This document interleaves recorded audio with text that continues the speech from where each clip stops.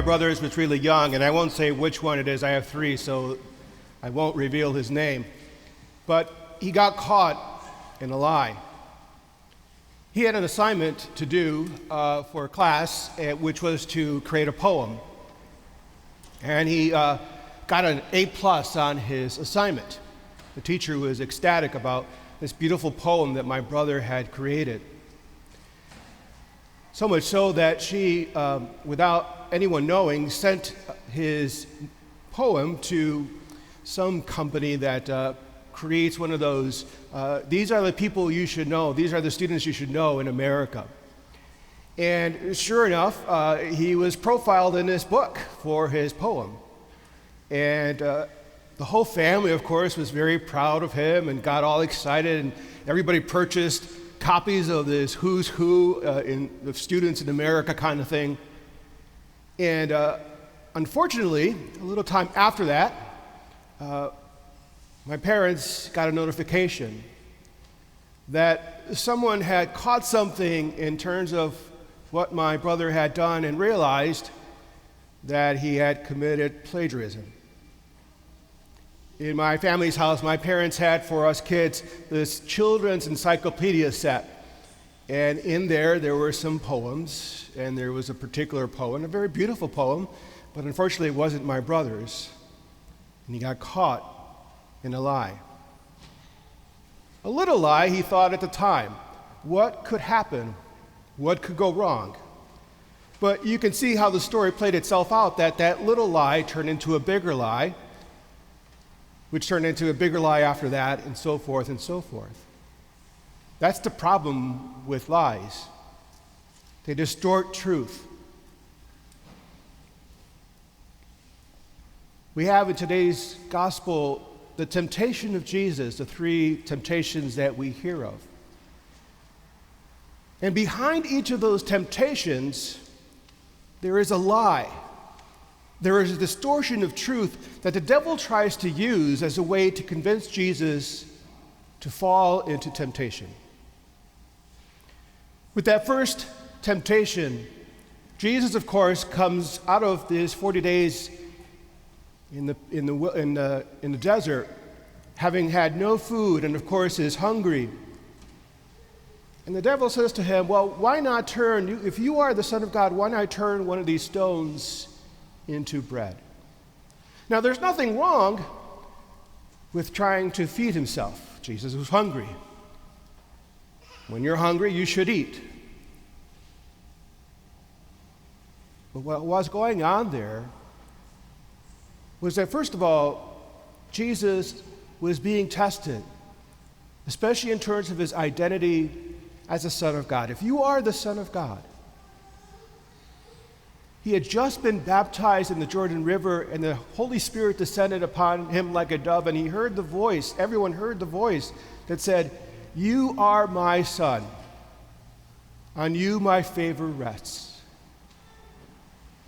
And after 40 days, here the devil is trying to trick him, trying to confuse him, trying to get him to question his identity as a son of God. And the temptation that the devil tries to have Jesus commit is based on the lie that he did not need to rely on the Father for his sustenance. For 40 days, Jesus spent time in the desert in prayer and comes out of it hungry.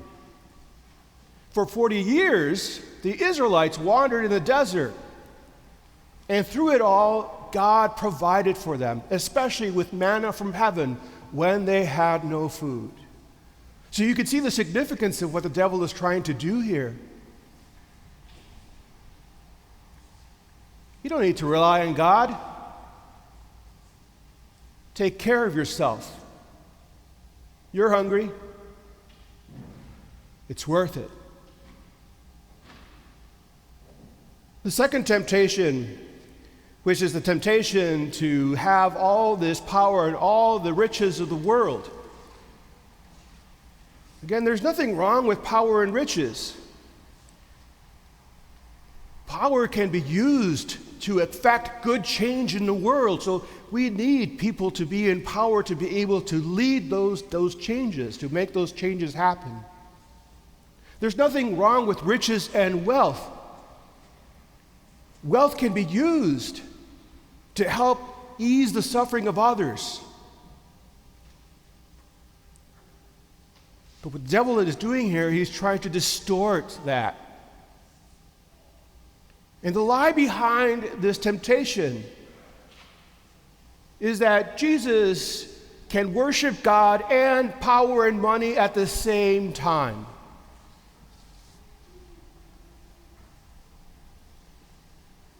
But Jesus, of course, knows that's not true. Only one can he worship. Only God alone do we worship. And more than that, power and riches mean nothing to Jesus. As the Son of God, he was very clear in what we hear in the letter to the Hebrews. God did not deem equality with God something to be grasped at. Instead, he took on the form of a slave. He emptied himself. God was very clear on that his mission did not include power and riches, but it was to empty himself, to become a slave. And finally, the third temptation, the temptation to throw himself over the parapet in the temple. Again, if you are the Son of God. But to throw himself over the parapet of the temple to see if God would save him. Now, what's wrong with that? Wanting God to save him. There's nothing wrong with that. But unfortunately, the way that the devil was trying to tempt Jesus was to trick him with a lie. That you can force the hand of God. That you can manipulate God for your own means, for your own goods. Of course, Jesus is very clear that God does not work that way. And that you cannot tempt the Father. And all of those three, my friends, temptations, the devil tries to distort Jesus' relationship with the Father. If you are the Son of God, do this. But Jesus, of course, every time is very clear on the words he heard at his baptism, "You are my Son." And nothing could ever persuade him otherwise. And that's why Jesus was so able to resist those temptations. My friends, those temptations that Jesus faced are ours too.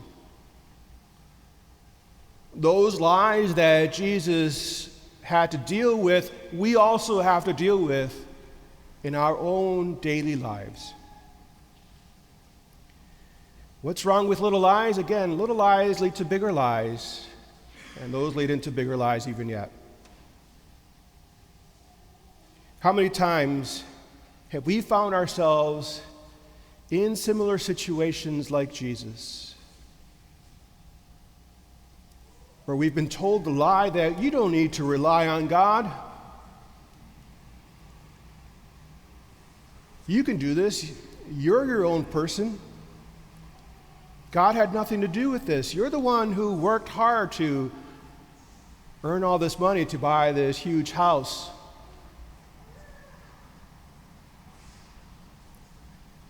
You don't have to worry about power and riches. You can ask God for anything, and God will give it to you. All lies. You see, my friends, the devil is a master at distorting the truth. The church refers to him as the father of lies, because actually that is the language of the devil, to speak in lies, to distort the truth for us. And what is the truth that the devil is trying to distort? The truth, again, that Jesus was remained fast to, which is that we are children of God. Through our baptism, we are children of God. And that nothing could ever change that. You know, in our day, my friends, truth is a scarce commodity. Our world today, unfortunately, is filled with so much fake news, misinformation, alternative facts. All of those are ways of saying it's okay to not be truthful. It's just a little lie. But just look at all the harm that causes, that distorted truth causes.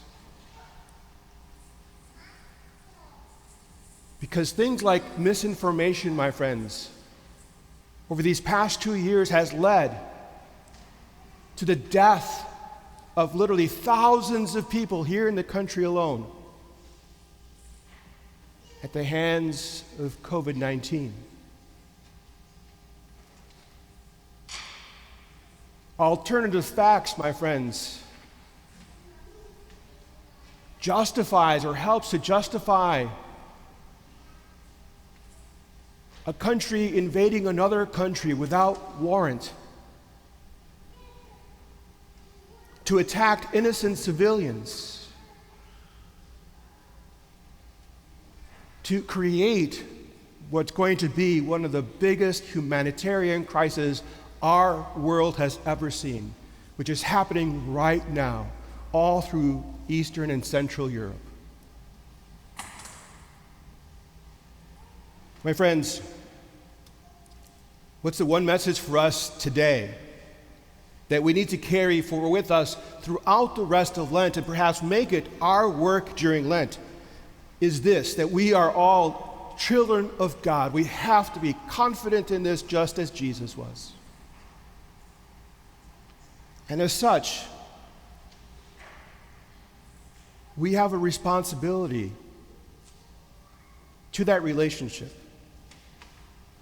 to God, and by extension, to each other. My friends, there can be no room for lies in the life of disciples. We have to remain firm to the truth, because there is no such thing as a little lie.